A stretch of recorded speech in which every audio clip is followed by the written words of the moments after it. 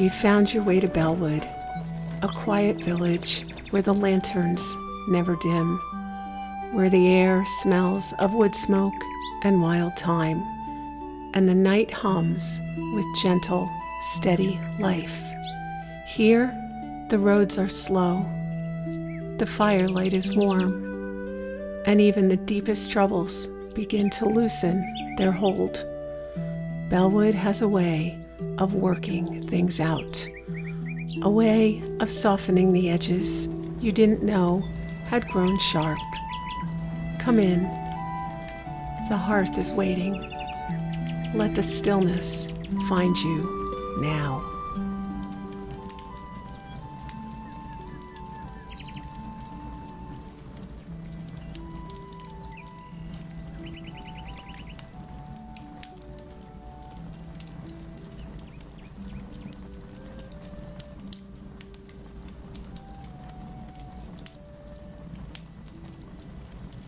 Captain's supper.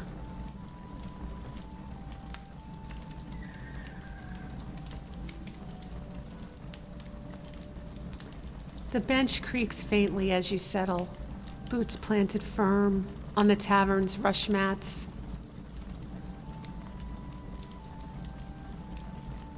For weeks, months, your legs have moved with the sway of the ship.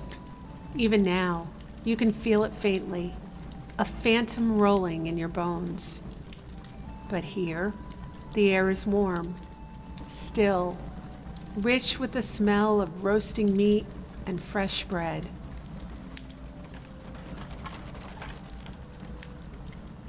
Candles flicker on the table before you, their wax pooling into pale gold. You rest your hands on the wood and let yourself breathe.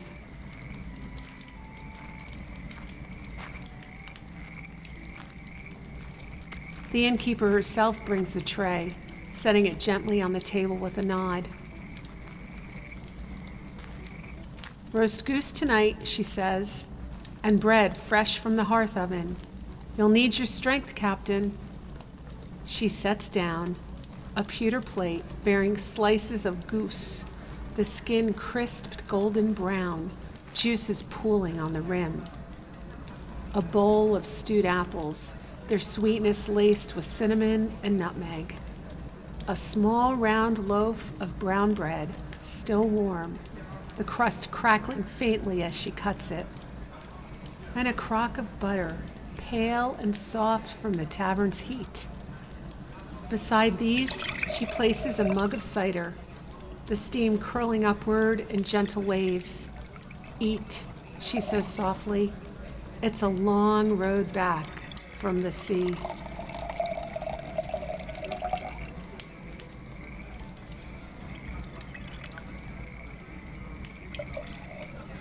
You tear a piece of bread, its soft interior giving way beneath your fingers. Butter melts instantly as you spread it, seeping into the cracks. The first bite is simple but perfect, warm, slightly sweet, earthy from the stone ground flour. You sip the cider next.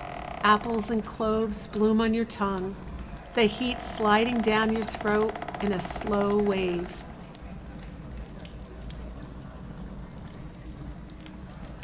The fire crackles nearby. A faint note from the fiddler's bow drifts through the air, light and tentative, like a bird testing its wings.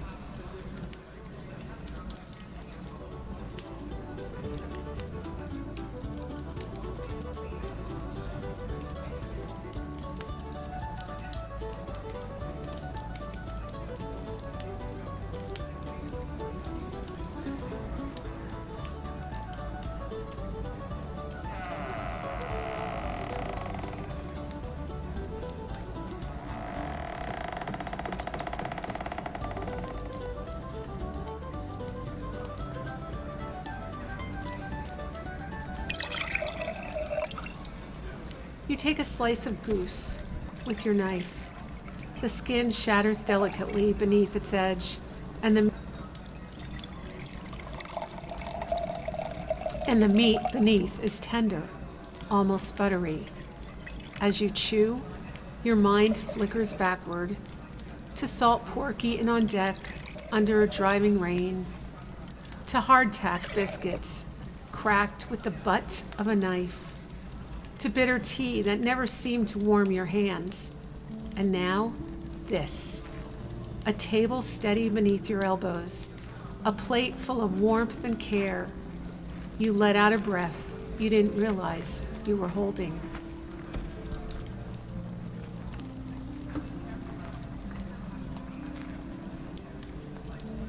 Voices murmur in low tones. At the next table, a young man in a homespun coat talks softly to a woman, his fingers toying with the handle of his mug. The fiddler's tune curls between them like invisible thread. The innkeeper passes again, carrying a tray laden with bowls of onion broth. The scent of browned butter and herbs linger in her wake. A farmer near the hearth raises his mug to you in silent greeting. You nod back. You turn to the stewed apples, their warm sweetness thick on the spoon. Cinnamon pricks the edge of your tongue, softened by the mellow richness of nutmeg. The flavor is so round, so soft, that it almost aches. You wonder why, idly, how long it has been since you've eaten anything prepared by gentle hands. Bit by bit, the plate empties. The bread reduced to crumbs, the butter dish nearly licked clean. The cider warms you down to your fingertips. The tavern hums with quiet life. Boots scuff against the floor. The fiddler shifts into a lifting tune that makes a pair of children laugh softly at their mother's knee. And you feel your shoulders ease for the first time in months. The sea will call you again, of that you are certain, but tonight, Bellewood holds you. The final mouthful of bread lingers on your tongue. The last sip of cider burns sweet and strong.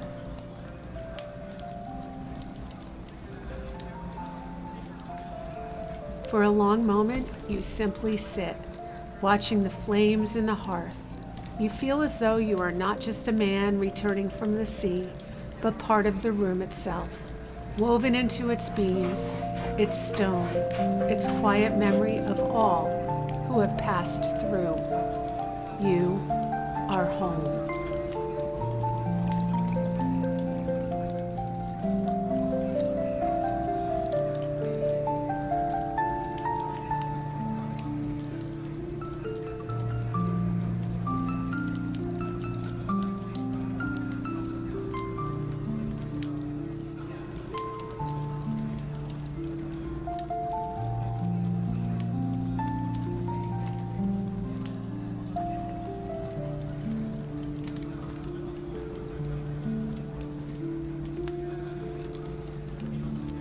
The stairwell creaks beneath your boots as you climb.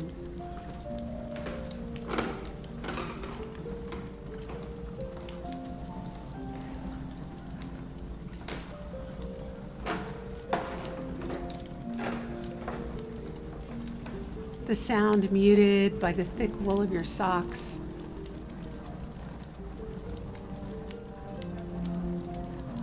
The tavern below hums faintly. Muffled laughter, the scrape of a chair, the distant curl of a fiddle tune. You pause on the landing, hand brushing the banister's worn wood. The air smells faintly of beeswax polish, and the ghost of meals past, bread, roasted meat, a hint of cider.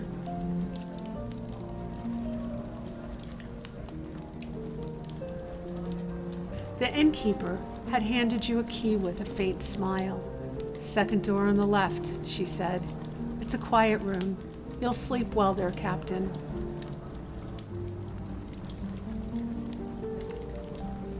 The key turns with a soft click, and the door swings inward. The room is small but warm.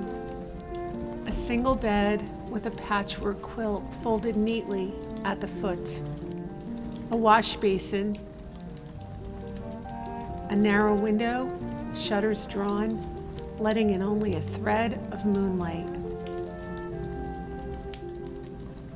And a candle flickering gently on the bedside table, its flame bowing slightly in the draft.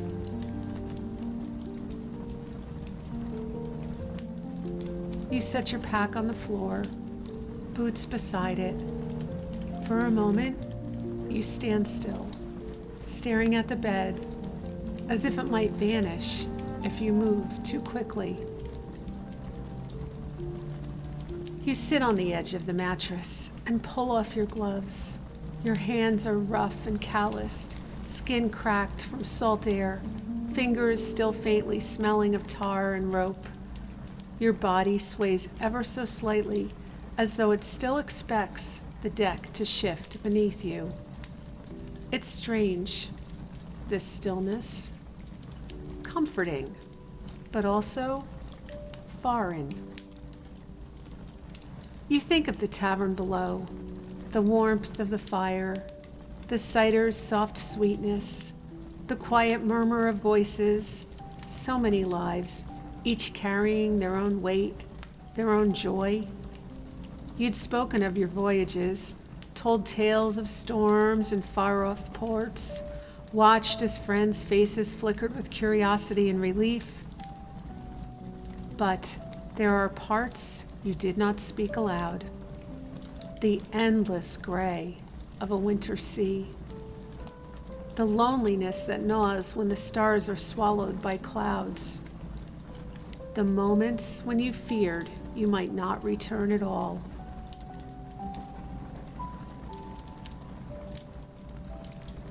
Here, in the quiet of the Bellewood Tavern's upper floor, you let yourself think of these things.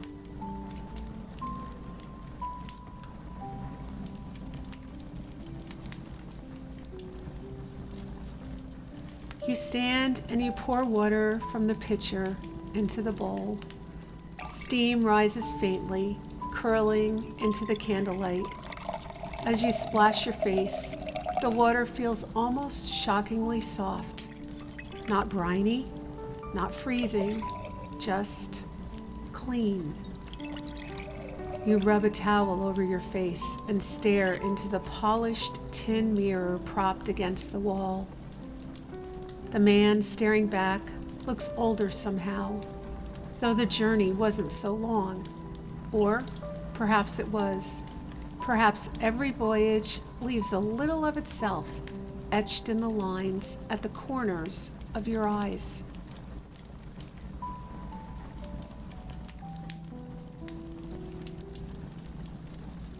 You tug the quilt over your shoulders and ease back onto the mattress.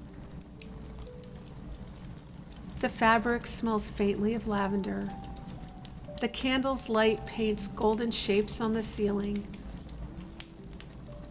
shifting gently with every flicker of the flame.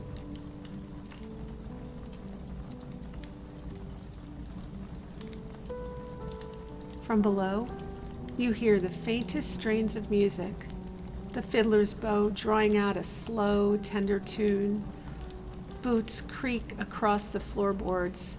A woman laughs softly, the sound rising for just a moment before fading, and then even that quiets.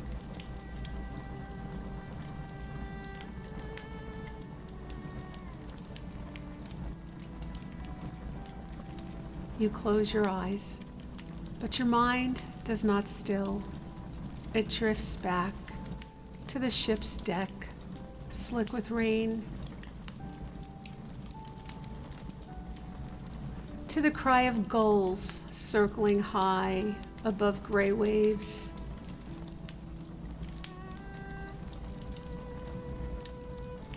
To nights spent staring at stars, the salt wind biting your cheeks. You have always felt a certain belonging on the sea, and yet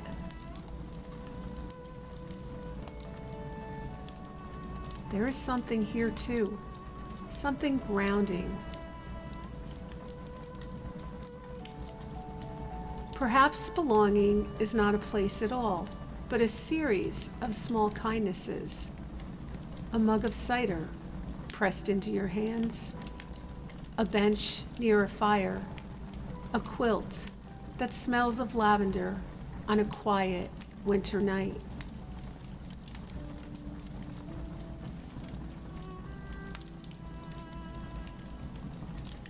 The candle guttered low.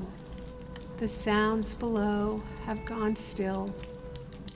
You let your hand rest on your chest and breathe in deeply. The sea will call again. It always does. But for tonight, Bellewood holds you.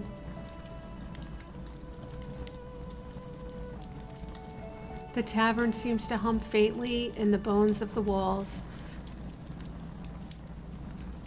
as though it remembers every traveler who has ever climbed these stairs. Every soul who has laid their head down under this roof. Perhaps it will remember you too.